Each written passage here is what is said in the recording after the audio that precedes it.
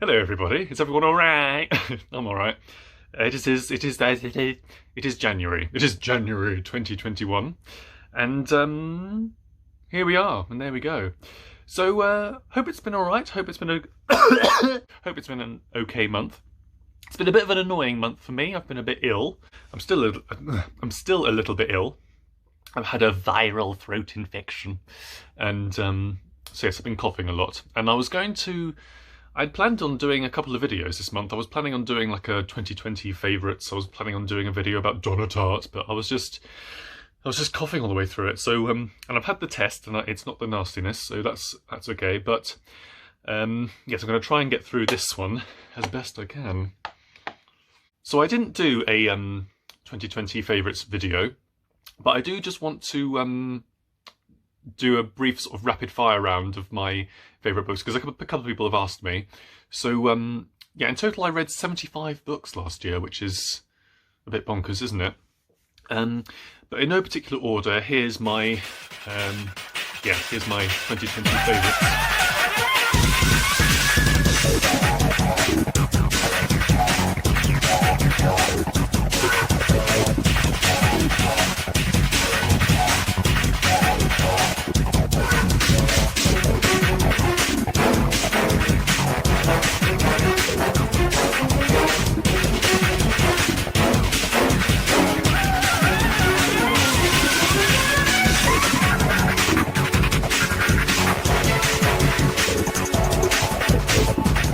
What about this month? Well, this month I have read 6 books, and yeah, let's just do it, shall we?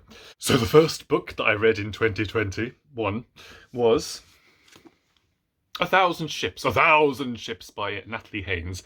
Big talked about book from last year, I think, early last year. So this is it's a nice cover, isn't it? This is a retelling of the events surrounding the Trojan War. There's been a few of these, hasn't there, recently? But this book's particular USP is this is the events of the Trojan War from the perspective of the women, the perspective of all the women involved. So that is the Trojan women, Grecian wives of the soldiers, goddesses, nymphs, fates, all those sorts of people. So yeah, there have been a few novels like this, which are retellings of the Trojan War or Greek legends. And in particular, there's been a lot of feminist retellings, and this is kind of one of them. And this, from what I gathered from various people, was what kind of people wanted, from these retellings, is, the Trojan War from the female perspective. So yes, and what it is, it's a kind of a patchwork of various different characters, of a whole host of characters. It kind of goes in and out, back and forwards in time. Some characters have more airtime than others. Some characters just have one chapter. The Trojan women, you keep sort of going back to the Trojan women, so like Hecuba and Andromache, and yeah, you keep going back to them waiting on the shore, having been captured by the Greeks and kind of awaiting their fate, kind of thing. So yeah, I enjoyed it. It was I think I'm afraid I'm a Madeline Miller stan, and I think I enjoy the kind of the Miller universe. I like the way that Madeline Miller kind of envisions, gods and goddesses, and how she sort of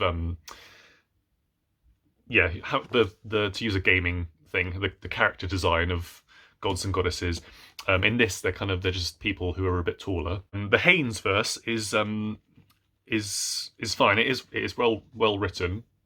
But yeah, and I enjoyed it. So yeah, it wasn't the kind of, it didn't launch me out of my socks like it has with some people, but I did enjoy it, and it's well worth reading and well worth your time.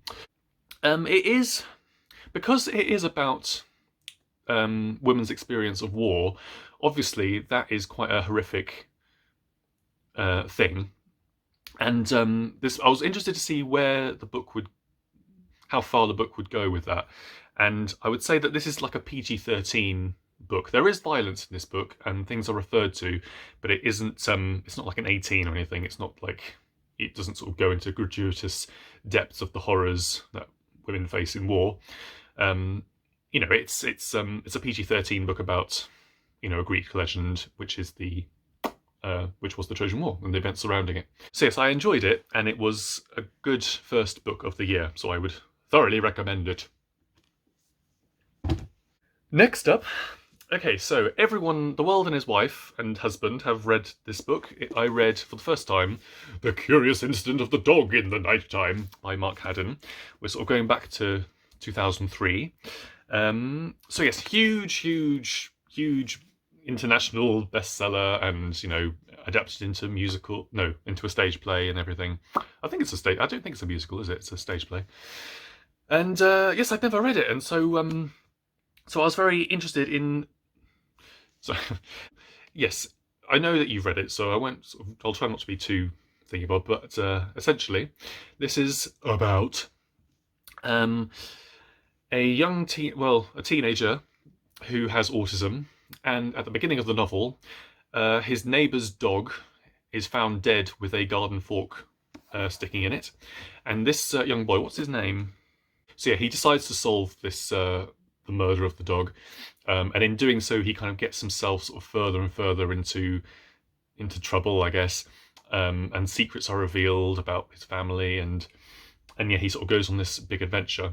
Now, I don't have my experience and knowledge of autism, and meeting people with autism is very limited, so I can't comment on the kind of, I guess, authenticity of it. It's really well done, I thought. I mean, just as a objective kind of reader who doesn't really know much, it's just written very, very well. It's a very empathetic book. It's a very there's moments which are really funny, but it's a very sort of warm-hearted book, and I think the matter-of-fact, unemotional kind of narration lends itself very well to these sort of high-stakes situations that Christopher gets himself into. So yes, it is. Well, to say I don't have much knowledge or experience, I would say it's kind of borderline in how it tackles things, just in its kind of in the believability of some things. Yeah, it's borderline, I would say, in believability and in kind of that line between, I guess, finding it funny and sort of it's not a book that mocks Christopher at all. But I guess, there's a sort of knowing thing that Mark Haddon does, this is going to be a sort of a funny bit. I don't know. I just thought some of it was borderline, but it never kind of tips over the edge into mockery. At least, I felt that it didn't. Although I don't know what people with autism feel about it. So yeah, so it is a very influential book. Some schools even have this on their reading lists. In teaching people about autism, and I've read somewhere that Mark Haddon isn't very comfortable with that. But I mean, some people do find it, a accurate-ish look into someone's experience of autism or what being on the spectrum is like. As I say, it does get very high stakes, and kind of it is the believability. You have to kind of park your suspension of disbelief a little bit, but it is a gorgeous story. It's written. It's just very, very original, and yeah. I mean, you've read it, so I can't, But in case you haven't, because I hadn't, then I'd recommend it if you see it lying around. So yes, is that all I have to say about it? Probably. Yes. Good. Next up, a non-fiction book. I don't read a lot of non-fiction. So yeah, I don't read a lot of non-fiction. I read, out of my 75 books last year, I read 5 non-fiction books. But I read this one. This is How to Be an Antiracist by Ibram X. Kendi. Now, this is a book that was a huge bestseller last year, and it was kind of, after the events of the summer, it was widely kind of recommended and sort of shared as a book to read. And I got this towards the end of September, just before I moved. Yes, I sort of realised, I sort of remembered I had it. I was like, oh, right, okay, let's read this. So isn't the book that you might think it is from the title, How to Be an Anti-Racist. It's not, it's not like a step-by-step guide into how not to be a racist. It's not that at all. It's a very kind of macro look at how racist policies intersect at various different levels of society. And its main kind of argument is that there is either racism or anti-racism, and he argues that there is no neutral ground, So he argues that there's no neutral ground, that, to sort of say that you're not a racist and sort of leave it at that isn't enough. You have to be sort of actively an anti-racist. And that was one of the things that was kind of talked about last year, was this thing about silence and sort of tacitly supporting racism through not doing anything or not saying anything. And so that's kind of like his main argument. And also he kind of, at the beginning of each chapter, he kind of gives a very clear definition of what racism and what anti-racism does in the context of that chapter, sort of thing. So that's cool. So yes, there's a few things that were surprising about this book. I mean, there were many things that I found valuable about it. I mean, one was this kind of idea of neutrality not really being a thing in this context. But there are a few surprising things. So one of the surprising things is that a lot of the book has a kind of memoir thing about it. So he discusses his life. But you would think that it would be about him as a black man, how he has been on the receiving end of racism. But that's not what the memoir things are at all. So this is a very frank and honest and unflattering at times look at his own internalized racism, essentially, and how he has sort of held beliefs that have supported racism rather than anti-racism, and his kind of journey out of that into anti-racism. So yeah, I was really surprised by that, because that's a kind of an admission that I hadn't really heard before about this kind of thing, about internalized racism and how he as a black man supported racism through certain beliefs and certain actions, and how over time he's kind of learnt to flip things and sort of see things in a different way. So that was interesting. It is an interesting book in debate and in conversation with other books like this. I mean, there are certain chapters and certain statements and beliefs that he has, which contentious isn't the right word. Contentious is not the right word, but they are kind of, and not even controversial. I just say that it's a different perspective from what other people have written about. So if you think about René Edulodge and Akala and Robin DeAngelo, I mean, they hold an opinion about certain things which Ibram X. Kendi kind of goes against. And so I've been interested to sort of see what people make of that. Because certainly if you sort of think about a very left-wing stance, idea about all this sort of stuff, it kind of goes against that sort of thing.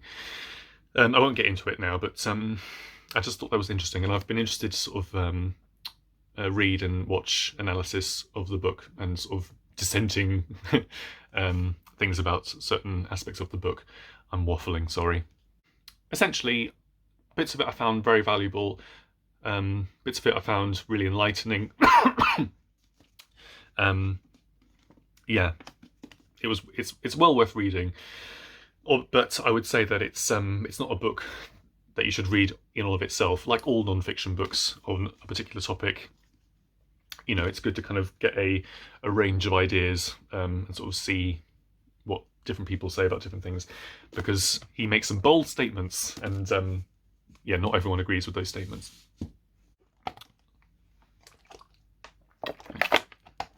Right.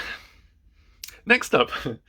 So I'm doing have this ongoing, it's like a year long now, over a year long now, project of reading novels in the second person. And I read this one. Spill, simmer, falter, wither, 5, 6, 7, 8. Da, da, da. So this cover is a little liar. It's a little liar, because you look at this cover, and oh, did you hear that? And it looks like a kind of fairly, I don't know if it's twee, but it like a fairly kind of like, you know, approachable. What's the word? Accessible. It looks like a very sort of accessible, nice book about a dog. But this is fairly dark and fairly kind of like. So yes, it is about a dog. And it's not in the second person, but it uses the second person. So similar to The Friend by Sigrid Nunez. It uses the second person. So in this, a friend ends up looking after a friend who has passed away. She ends up looking after his dog, and she talks to her late friend who's passed, and so that's where the second person comes into it. In this, the protagonist, he talks to the dog. So the you is the dog himself, and the dog is a rescue dog. He's kind of in a very kind of run-down kennel, but the protagonist at the beginning of the book, he gets this dog from this kennel. So yeah, the dog has been used for badger baiting, and it's lost an eye. And whilst with his new owner, he's sort of, you know, fairly nice. Whenever he sees another animal, he gets berserk and and sort of quite violent. And so the book is about this the bond between this man and this dog. And the man is incredibly lonely and reclusive, and lives in his late father's house.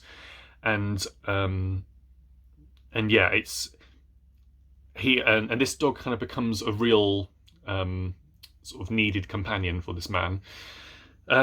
However, an incident occurs, a kind of a violent incident occurs, and the man is terrified that the dog is going to be taken away from him and put down.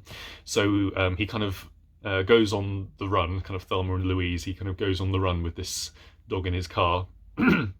And yes, they sort of have this road trip together. So it's a very character-driven novel. The plot is just about man gets dog does something bad, man and dog go on road trip. That's the plot, basically. It's a very contemplative novel, and it's a very sort of detailed novel in how this man kind of lives, and the secrets that he has. Sara Baume, she works hard in the beginning to kind of establish empathy with this man, and to establish empathy, the reader's empathy with the connection with this man and the dog.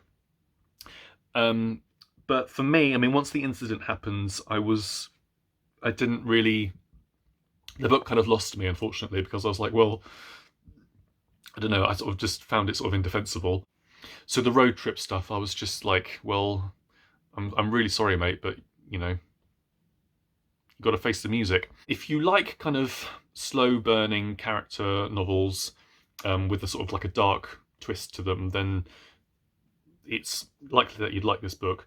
It does get this is a debut novel, and I think I can't remember who said this, but someone said about debut novels very often have like a sort of like a shocking twist at the end, and it's kind of, this sort of has a shocking twist. Well, yes, it has a very shocking twist at the end. And this is why I sort of think this cover is a bit misleading, because it is very dark and very kind of like, ugh. So yes, don't expect frothy, twee, a man and his dog thing with this, because it's not. It's very kind of It is very dark. So yes, it's an interesting character study, an interesting kind of dilemma, I guess. It kind of lost me, unfortunately. But I'm glad I read it because it was an interesting use of the second person, which is what I read books like this for. And yes, interesting one. Okay, next up. So this year will be my year of Dickens. Year of Dickens! Yes, this is my year of Dickens, and for Christmas, my sister bought me Martin Chuzzlewit. Martin Chuzzlewit. So, Martin Chuzzlewit. Right, so this is a bit of a whopper. I mean, most Dickens novels are whoppers. This is 700. This edition is 780. 780 pages. And I didn't know anything about this book at all. I didn't know anything about the plot or the story or anything. So I went in it, completely oblivious to what it was going to be about. And this is a very interesting one. So this is not Martin Chuzzlewit. This is someone else who we'll get to. But essentially, there's two Martin Chuzzlewitses. There's Martin Chuzzlewit, the senior, and Martin Chuzzlewit, the junior. And the older Martin Chuzzlewit, Martin Chuzzlewit. The older Martin Chuzzlewit, he's very wealthy, but he's very kind of miserly, and he's very distrustful of his family. And most of his family, well, all of them, they all want his money. They all want, they all want to get a hand on his money. And because he's sort of nearing the end of his life, he's a very old, elderly man. They all sort of suspect he's kind of on his way.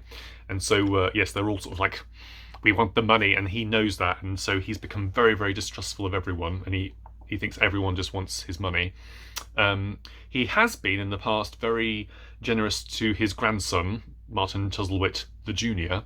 Martin Chuzzlewit! He has fallen in love with Mary Graham, who is the older one.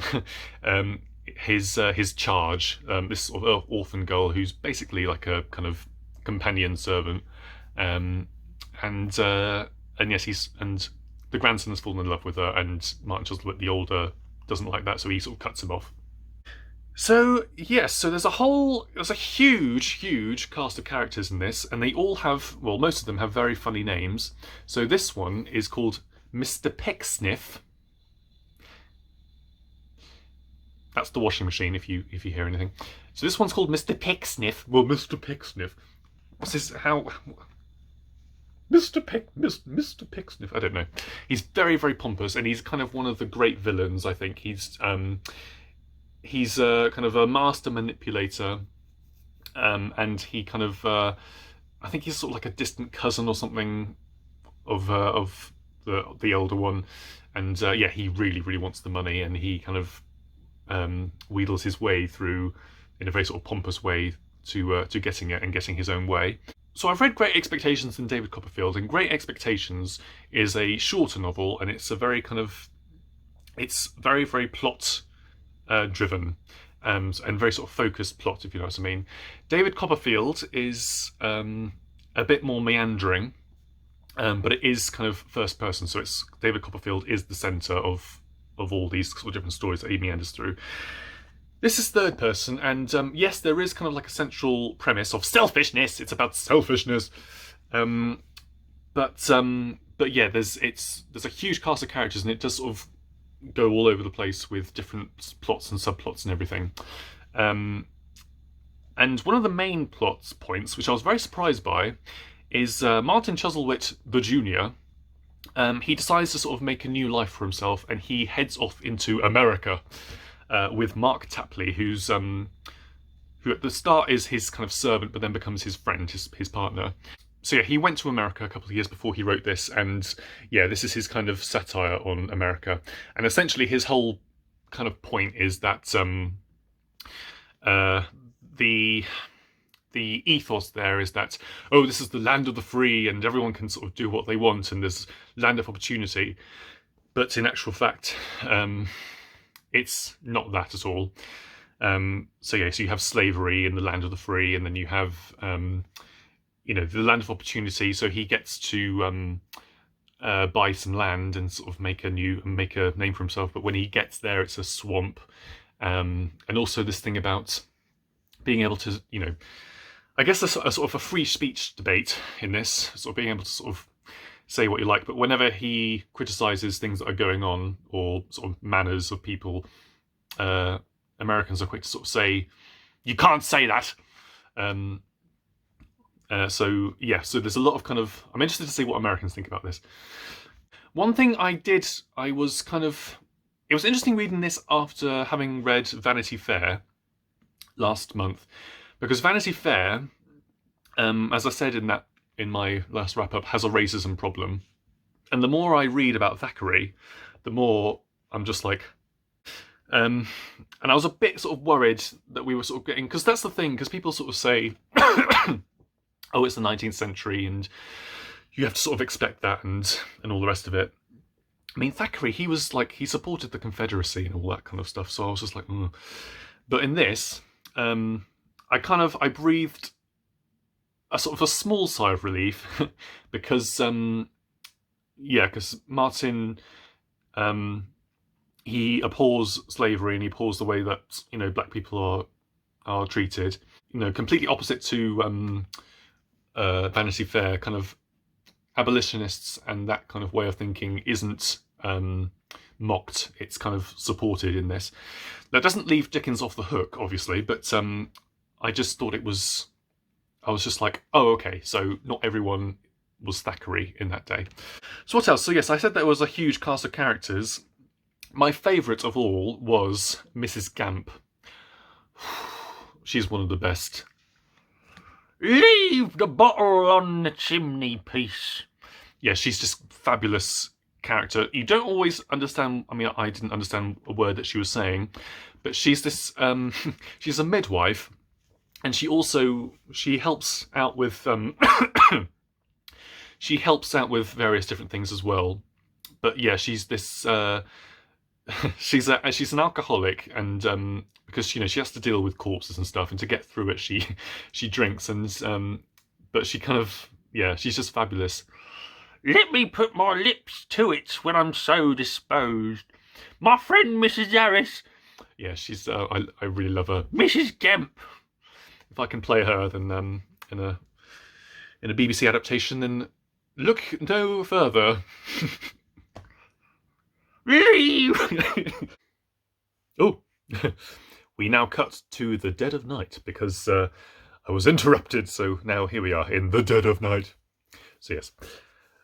So what was I talking about? I was talking about Mrs. Gamp, but I also want to just give an honourable mention to all the funny names in this. So we have Mr. Sneedlepipe, Mr. Mould, the Undertaker, Mr. Chuffy, Mr. Chuffy. What's her name? Is it Bridget Prigg or Betsy Prigg? So yes, there's if you want funny names, Dickensian names, then go through this. Some of it is quite it's not all fun and games, this book. It does go to very sort of bleak places, which I was sort of surprised by. I don't know. I was just like, oh, it's bleak territory. Oh, okay. This edition, the text, I mean, I've banged on about small text before, but I mean it's tiny. It's absolutely tiny, the text. It's just like penguin. So yeah, it was an interesting one. And I did enjoy it. I did enjoy it. So the last book I read in January of 2021 was this gorgeous book, Brick Lane by Monica Ali.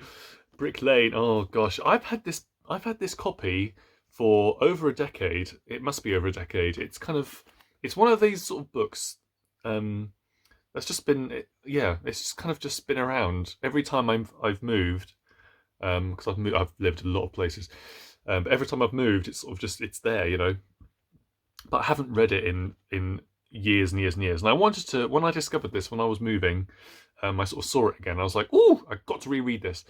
And so I did. So this is a fabulous novel. So we're going back to 2003 when this was published, and it's interesting. This was shortlisted for what was then the Man Booker, and I think the Curious Incident was longlisted in 2003. So that's a bit of trivia for you. So the novel centres around a character called Nazneen, who I think at the beginning of the novel she's about sort of 17, I want to say, and she's sent to London in an arranged marriage to this guy called Chenu, who is a much older man. I think he's sort of in his mid-40s, I think. Yes, an arranged marriage. And Chenu, he lives in London in Tower Hamlets. And Chenu is a very kind of pompous, kind of very sort of self-centered, a little bit deluded, quite very educated, but just very kind of like, just pompous man. He's also a little bit gross. So Nazneen, she's sort of expected to cut his corns and trim his nose hairs and stuff. And Chenu, he does have a very kind of traditional view about marriage and what Nazneen is, meant to be doing in the marriage. He's not a malicious man. He's not a cruel man. He's just pompous and not very self-aware and a bit gross. And so Nazneen is now in this marriage with him. So this is a novel all about finding your autonomy and sort of finding yourself and living the life for yourself. So Nazneen, as the years go by and she starts a family, and through sort of tragedy and all these sorts of things, she slowly starts to live her life for herself. But yes, that's kind of what the novel is about. So there's various things that happen in the novel, and one of the main things of it is Nazneen. She starts an affair with this young guy called Karim. So the characters are all Muslim, and Karim is kind of like a radical. He kind of wants to sort of stand up against kind of English white nationalists, and Nazneen, she starts this affair with him, and things slowly start to kind of unravel, as you can imagine. And that's kind of what's going on. So this is a really gorgeous, really gorgeous book. I really love rereading this again. It's very moving. I mean, Chenu, he sort of becomes.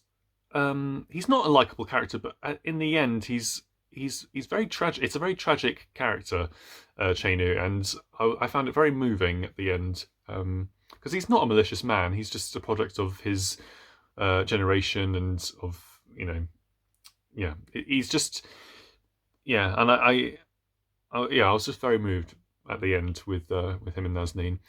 Yeah, I would really recommend this book. I assume that you've read it, but I hadn't read it for years and years and years, and so maybe you haven't read it for years and years. And if you haven't read it, then ooh yes, do read it, because I just thought it was really fabulous and very moving. It is stressful, but yeah, it's really good, and it's a debut novel, and it's just like I need to see her other, if she's written. I assume she has written other books, but I'd like to read more from her, because this is just it's just gorgeous. So there we go. Big recommend.